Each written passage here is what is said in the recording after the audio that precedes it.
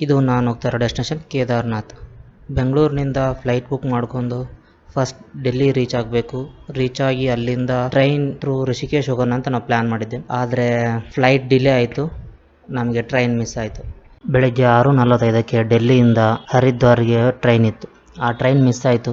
ನಾವು ಡೆಲ್ಲಿ ಏರ್ಪೋರ್ಟಿಂದ ಡೈರೆಕ್ಟಾಗಿ ನ್ಯೂ ಡೆಲ್ಲಿಗೆ ಬಂದು ನ್ಯೂ ಡೆಲ್ಲಿಯಿಂದ ಕಾಶ್ಮೀರ್ ಗೇಟ್ ರೀಚ್ ಆದ್ವಿ. ಕಾಶ್ಮೀರ್ ಗೇಟಿಂದ ನಮಗೆ AC ಬಸ್ಸಸ್ ಸಿಗುತ್ತೆ. ಆ ಬಸ್ಸಸ್ಸಲ್ಲಿ ನಾವು ಹರಿದ್ವಾರ ಹೋಗೋಣ ಅಂತ ಪ್ಲ್ಯಾನ್ ಮಾಡಿದ್ವಿ. ಹರಿದ್ವಾರದಲ್ಲಿ ಗಂಗಾ ನದಿಯ ಒಂದು ದೃಶ್ಯ ನೋಡ್ತಾ ಋಷಿಕೇಶ್ ರೀಚ್ ಆದ್ವಿ. ಋಷಿಕೇಶ್ ರೀಚ್ ಆಗೋ ಹೊತ್ತಿಗೆ ನಮಗೆ 5 ಗಂಟೆ ಆಗಿತ್ತು. ಋಷಿಕೇಶ್ ಬಸ್ ಸ್ಟಾಪ್ ಅಲ್ಲಿ ನಾವು ಕೇಳಿದ್ವಿ ಯಾವುದೇ ಥರದ ಟ್ರಾನ್ಸ್ಪೋರ್ಟ್ಸ್ ಇದೆನಾ ಅಂತ. ಕನೆಕ್ಟಿಂಗು ಇಲ್ಲ, ಡೈರೆಕ್ಟಾಗಿ ಯಾವ ಥರದ ಸೋಂಪ್ರಯಾಗ್ ಬಸ್ಸಸ್ ಸಿಗಲ್ಲ ನಿಮಗೆ ಇವಾಗ. ನಾಳೆ ಬೆಳಗ್ಗೆ 4 ಗಂಟೆ ಮೇಲೆ ಸಿಗುತ್ತೆ ಅಂತ ಹೇಳಿದರು. ಅಲ್ಲಿ ಪಬ್ಲಿಕ್ ಟ್ರಾನ್ಸ್ಪೋರ್ಟ್ ಬದಲು ಬೇರೆ ಟ್ರಾನ್ಸ್ಪೋರ್ಟ್ಸು ನಡೆಯುತ್ತೆ. ಪ್ರೈವೇಟಾಗಿ ಟ್ರ್ಯಾಕ್ಸ್ ಆಮೇಲೆ ಬಸ್ಸಸ್ ಎಲ್ಲ ರನ್ ಮಾಡ್ತಾರೆ. ಅವರನ್ನು ಕೇಳಿದ್ವಿ ಯಾವ ಥರ ಇದೆಯಾ ಅಂತ. 1-2 ಹೋಗ್ತಾ ಇದೆ, ನೀವು ಬೇಕಾದ್ರೆ ಹೋಗ್ಬೋದು, ಆದರೆ ಪ್ರೈಸಸ್ ಬಂದ್ಬಿಟ್ಟು ಡಬಲ್, ಬಸ್ ಪ್ರೈಸ್ ಏನಿದೆ ಅದರ ಡಬಲ್ ಅಂತ ಹೇಳಿದರು. ಆಯಿತು ಅಂತ ನಾವು ಟ್ರ್ಯಾಕ್ಸ್ ಬುಕ್ ಮಾಡಿದ್ವಿ. ಋಷಿಕೇಶ್ನಿಂದ ನಮಗೆ ಸೋಂಪ್ರಯಾಗ್ ರೀಚ್ ಆಗೋಕ್ಕೆ ಮಿನಿಮಮ್ 6 to 8 hours ಬೇಕು. ಕಂಪ್ಲೀಟ್ ಘಾಟ್ ಸೆಕ್ಷನ್ ಥರ ಇರ್ತದೆ ರೋಡು, ಅದಕ್ಕೆ ಲೇಟ್ ಆಗುತ್ತೆ. ಟ್ರ್ಯಾಕ್ಸ್ ಅವರು ಮಿಡ್ಲಲ್ಲಿ ನಿಲ್ಲಿಸ್ತಾರೆ ಟೀ ಕುಡಿಯೋಕ್ಕೆ, ಊಟ ಮಾಡೋಕ್ಕೆ. ಬೇಕಾದರೆ ಟೀ ಕುಡಿಬೋದು, ಊಟ ಮಾಡ್ಬೋದು. ಅಲ್ಲಿಂದ ನಾವು ನೆಕ್ಸ್ಟ್ ಸೋಂಪ್ರಯಾಗ್ ರೀಚ್ ಆದ್ವಿ. ಸೋಂಪ್ರಯಾಗ್ ರೀಚ್ ಆಗೋಕ್ಕೆ ಮಿಡ್ ನೈಟ್ ಆಗಿತ್ತು, 2-3 ಗಂಟೆ ಆಗಿತ್ತು. 1 ತಾಸು ವೇಟ್ ಮಾಡಿದ್ವಿ. 3:30ಗೆಲ್ಲ ಓಪನ್ ಮಾಡಿದರು, ನೀವೆಲ್ಲ ಇಂದ ಹೋಗ್ಬೋದು ಗೌರಿಕುಂಡ್ಗೆ ಅಂತ. ಗೌರಿಕುಂಡ್ಗೆ ನಮಗೆ ಸೋಂಪ್ರಯಾಗದಿಂದ ಟ್ರ್ಯಾಕ್ ಸಿಗುತ್ತೆ, ಅಲ್ಲಿ 50 ರೂಪೀಸ್ ಚಾರ್ಜ್ ಮಾಡ್ತಾರೆ. ಗೌರಿಕುಂಡ್ ರೀಚ್ ಆಗಿ ಅಲ್ಲಿಂದ ನಾವು ಟ್ರೆಕ್ಕಿಂಗ್ ಸ್ಟಾರ್ಟ್ ಮಾಡಿದ್ವಿ. ಸ್ಟಾರ್ಟಿಂಗಲ್ಲಿ ಸ್ವಲ್ಪ ಈಸಿ ಅನಿಸುತ್ತೆ, ಸ್ವಲ್ಪ ಸ್ಟಿಫ್ ಆಗಿರುತ್ತೆ, ಹಾಗೆ ಹತ್ಕೊತ ಬರ್ಬೋದು. ಅಲ್ಲಲ್ಲಿ ಈ ಥರ ಗ್ರೀನ್ ಕಲರ್ದು ಹೋಲ್ಡಿಂಗ್ಸ್ ಇರುತ್ತೆ, ಮೆಡಿಕಲ್ ರಿಲೀಫ್ ಸೆಂಟರ್ ಅಂತ. ನಿಮಗೆ ಮೆಡಿಕಲ್ ಅಸಿಸ್ಟೆನ್ಸ್ ಬೇಕಾದ್ರೆ ಅಲ್ಲೆಲ್ಲ ತೊಗೋಬೋದು. ನಾವು ಟ್ರಕ್ ಮಾಡ್ತಾಯಿದ್ದು ಅರ್ಲಿ ಮಾರ್ನಿಂಗ್, ಆದರೂ ಮಳೆನೂ ಆಗಿದ್ದಿಲ್ಲ ಅಲ್ಲಿ, ಹಾಗಾಗಿ ಅಲ್ಲಲ್ಲಿ ಧೂಳು ಇತ್ತು. ಇನ್ನು ಕ್ಲೀನಿಂಗ್ ಮಾಡ್ತಾಯಿದ್ರು. ಸೊ ಹಾಗೆ ನಾವು ಮುಂದೆ ಹೋಗ್ತಾ ಹೋದ್ವಿ.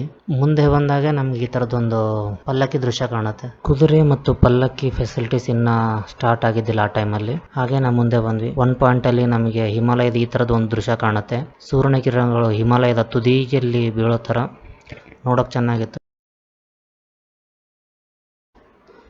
ಅಷ್ಟು ದೂರದಲ್ಲಿ ಕಾಣೋ ಹಿಮಾಲಯನೂ ಅಷ್ಟು ಚೆನ್ನಾಗಿ ಕಾಣ್ತಾಯಿತ್ತು. ಅದೇ ಥರ ಪಕ್ಕದಲ್ಲೇ ಕಾಣುವ ಈ ಗ್ರೀನ್ ಪರ್ವತನೂ ಚೆನ್ನಾಗಿ ಕಾಣ್ತಾಯಿತ್ತು. ಹಾಗೆ ಮುಂದೆ ಒಂದು ಬ್ರೇಕ್ ತೊಗೊಂಡ್ವಿ. 10 ನಿಮಿಷ ಆದಮೇಲೆ ಮತ್ತೆ ಟ್ರೆಕ್ ಕಂಟಿನ್ಯೂ ಮಾಡಿದ್ವಿ. ಈ ಥರ ಒಂದು ಜರಿ ಹರಿತಾ ಇತ್ತು, ಅದನ್ನು ನೋಡಿ ಹಾಗೆ ಮುಂದೆ ಬಂದ್ವಿ. ಕಲ್ಲು, ಸ್ಟಿಫ್ ರೋಡ್, ಒಂಥರ ಡಿಫ್ರೆಂಟ್ ಎಕ್ಸ್ಪೀರಿಯನ್ಸ್. ಹಾಗೆ ಮುಂದೆ ಬಂದರೆ ಒಂದು ಭೀಮಾ ಕಾಂಪ್ಲೆಕ್ಸ್ ಅಂತ ಸಿಗುತ್ತೆ. ಇದೇ ಫಸ್ಟ್ ಕಾಂಪ್ಲೆಕ್ಸ್. ಇಲ್ಲಿ ನಾವು ಬೇಕಾದರೆ ಸ್ಟೇನೂ ಮಾಡ್ಬೋದು. ಇದ್ರ ಪಕ್ಕದಲ್ಲೇ ಒಂದು ಪೊಲೀಸ್ ಸ್ಟೇಷನ್ ಇದೆ. ನಿಮಗೆ ಏನಾದರೂ ಎಮರ್ಜೆನ್ಸಿ ಇದ್ದರೆ ಅಲ್ಲಿಂದ ಕಾಂಟ್ಯಾಕ್ಟ್ ಮಾಡ್ಕೋಬೋದು ಯಾರು ಬೇಕಾದರೂ. ಗೌರಿಕುಂಡದಿಂದ ಭೀಮಾ ಕಾಂಪ್ಲೆಕ್ಸ್ ರೀಚ್ ಆಗೋಕ್ಕೆ 6 ಕಿಲೋಮೀಟರ್ಸ್ ಆಗುತ್ತೆ. ಭೀಮಾ ಕಾಂಪ್ಲೆಕ್ಸ್ ಆದಮೇಲೆ ನೆಕ್ಸ್ಟ್ ನಿಮಗೆ ಸ್ವಲ್ಪ ಡಿಫಿಕಲ್ಟಿ ಜಾಸ್ತಿ ಆಗುತ್ತೆ. ಸಪೋಸ್ ಇಲ್ಲಿವರೆಗೂ ನೀವೇನು ನೋಡಿದ್ದೆಲ್ಲ ಒಂದು 10% ಅಂದರೆ ಇಲ್ಲಿಂದ ಒಂದು 30% ಇನ್ಕ್ರೀಸ್ ಆಗುತ್ತೆ ಡಿಫಿಕಲ್ಟಿ. ಹಾಗೆ ಮುಂದೆ ನಿಮಗೆ ಮಂದಾಕಿನಿ ನದಿ ಹರಿಯೋದು ಕಾಣುತ್ತೆ.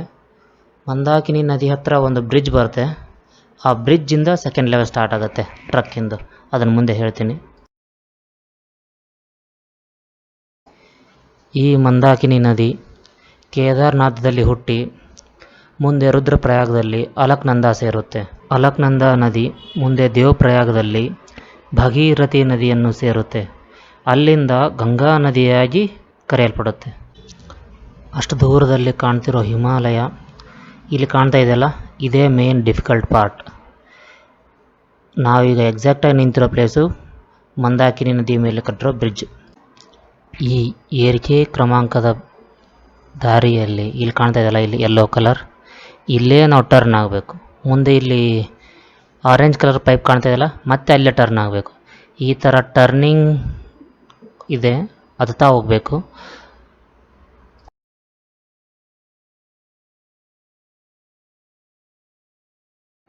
ಈ ಸೈಡ್ ಏನು ಕಾಣ್ತಾ ಇದೆಯಲ್ಲ, ಇದು ಮೇನ್ ರೋಡ್. ಇಷ್ಟು ದೂರ ಹತ್ತೋದು ಏಕೆ ಅಂತ ಜನ ಈ ಥರ ಶಾರ್ಟ್ಕಟ್ಟಲ್ಲಿ ಹತ್ತಾ ಹೋಗ್ತಾ ಇದ್ದಾರೆ. ಈ ಥರ ಶಾರ್ಟ್ಕಟ್ಸ್ ಬಹಳ ಇವೆ. ಆದಷ್ಟು ಶಾರ್ಟ್ಕಟ್ಸ್ ಅವಾಯ್ಡ್ ಮಾಡಿ. ಅಲ್ಲಲ್ಲಿ ಈ ಥರ ಬರ್ಪ್ ಇದೆ, ಅದನ್ನು ಕಟ್ ಮಾಡಿ ನಮಗೆ ದಾರಿ ಮಾಡಿದ್ದಾರೆ. ಅಷ್ಟು ದೂರ ಕಾಣ್ತಾ ಇದೆಯಲ್ಲ, ಅಲ್ಲಿವರೆಗೂ ಬ್ಲೂ ಆ್ಯಂಡ್ ಯೆಲ್ಲೋ ಏನು ಕಾಣ್ತಾ ಇದೆಯಲ್ಲ, ಅಲ್ಲಿವರೆಗೂ ನಾವು ಹತ್ತಾ ಹೋಗಬೇಕು. ಅದಕ್ಕೆ ಇಷ್ಟು ಮುಂದೆ ಎಲ್ಲ ಸ್ಟಿಫ್ ಇದೆ. ಈ ಥರ ದಾರಿಯಲ್ಲಿ ಹೋಗುವಾಗ ಆದಷ್ಟು ನಿಧಾನವಾಗಿ ಹೋಗಬೇಕು.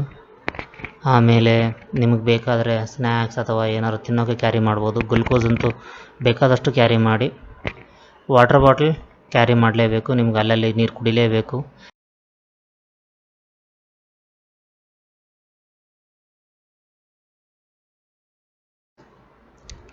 ಸಮಯ 4:15. ಬೇಸ್ ಕ್ಯಾಂಪ್ ಹತ್ತತ್ರ ಇದ್ವಿ. 1.5 ಅವರ್ ಬ್ರೇಕ್ ಮಾಡಿದ್ವಿ. ಆಮೇಲೆ ನಡುವೆ ಊಟ ಎಲ್ಲ ಮಾಡ್ತಾ ಆರಾಮಾಗಿ ಹತ್ತುವಂತ ಬಂದ್ವಿ. ಇಲ್ಲೇ ನಮಗೆ ಒಂದು ಸ್ಟೇ ಆಪ್ಷನ್ ಸಿಕ್ತು. ಸ್ಟೇ ಬಂದುಬಿಟ್ಟು 800 ರೂಪಾಯಿ. ಹಾಲ್ ಥರ ಇತ್ತು, ಅಲ್ಲಿ ಸ್ಟೇ ಮಾಡಿದ್ವಿ. ನೆಕ್ಸ್ಟ್ ಡೇ ಮಾರ್ನಿಂಗ್ 5:30, 6 o'clock ಬೆಳಗ್ಗೆ ಎದ್ದು ದೇವ್ರ ದರ್ಶನಕ್ಕೆ ಹೋದ್ವಿ.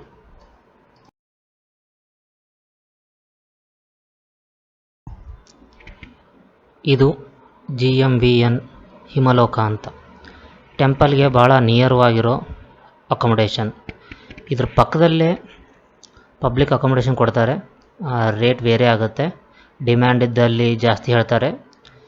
ನೀವು ಟೆಂಟ್ ತೊಗೊಂಬಂದ್ರು ನೀವು ಅದರ ಗುಡಿ ಹತ್ತಿರ ಸರೌಂಡಿಂಗಲ್ಲಿ ಹಾಕ್ಬೋದು. ಗುಡಿಯಿಂದ 1 ಕಿಲೋಮೀಟರ್ ಡಿಸ್ಟೆನ್ಸಲ್ಲಿ GMVN ಕಡೆಯಿಂದನೇ ನಿಮಗೆ ಅಕೊಮಡೇಷನ್ ಪ್ರೊವೈಡ್ ಮಾಡ್ತಾರೆ. ಡಾಮೆಟ್ರಿಗೆ ಬೇರೆ ರೇಟು ಮತ್ತು ಟೆಂಟಿಗೆ ಬೇರೆ ರೇಟ್ ಇದೆ. ನೀವು ಮೊದಲೇ ಬುಕ್ ಮಾಡ್ಕೋಬೋದು. ಲಿಂಕ್ನ ಡಿಸ್ಕ್ರಿಪ್ಷನ್ಲಿ ಹಾಕಿರ್ತೀನಿ. ದೇವರ ದರ್ಶನಕ್ಕೆ ಅಂತ ನಿಂತಾಗ ಈ ಥರ ಒಂದು ದೃಶ್ಯ ಕಾಣ್ತಾ ಇತ್ತು. ಹಾಗೆ ಮುಂದೆ ಬಂದು ದೇವರ ದರ್ಶನ ಮಾಡಿದ್ವಿ. ಗುಡಿಯ ಪಕ್ಕದಲ್ಲಿಂದ ನೋಡಿದರೆ ಹೇಗೆ ಕಾಣುತ್ತೆ. ಹಾಗೆ ಮುಂದೆ ಬಂದ್ವಿ. ನಾವು ಬಂದಾಗ ಜನಸಂಖ್ಯೆ ಕಡಿಮೆ ಇತ್ತು. ಕೇದಾರ್ನಾಥ್ ದರ್ಶನ ಆದಮೇಲೆ ಗುಡಿಯ ಹಿಂದೆ ಇರೋ ಶಂಕರಾಚಾರ್ಯವರ ಮೂರ್ತಿ ನೋಡೋಕ್ಕೆ ಅಂತ ಹೋಗ್ತಾ ಇದ್ವಿ.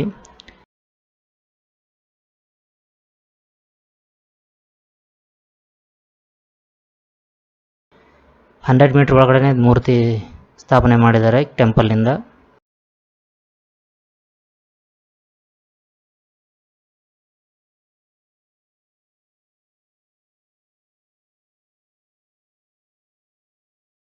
ಇದು ಅಲ್ಲಿಗೆ ಹೋಗುವ ದಾರಿ.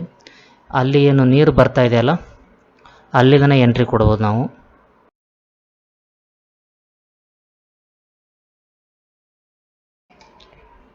ಶಂಕರಾಚಾರ್ಯವರ ಮೂರ್ತಿ ನೋಡಿ ಅದರ ಪಕ್ಕದಲ್ಲಿ ಸ್ವಲ್ಪ ಜಾಗ ಇದೆ, ಅಲ್ಲಿಂದ ಹಿಮಾಲಯ ಚೆನ್ನಾಗಿ ಕಾಣುತ್ತೆ. ವಿಡಿಯೋ ಮತ್ತು ಒಂದಷ್ಟು ಫೋಟೋಸ್ ತೆಗೆದ್ವಿ. ಇಲ್ಲಿವರೆಗೂ ನಾನು ಪ್ಲ್ಯಾನ್ ಮಾಡಿದ್ದೆ. ಇದ್ರ ಮುಂದೆ ನಾನು ತುಂಗನಾಥ್ ಹೋದೆ. ಅದು ಹೇಗೆ ಹೋದೆ ಅಂತ ಮುಂದಿನ ವೀಡಿಯೋದಲ್ಲಿ ಹಾಕ್ತೀನಿ.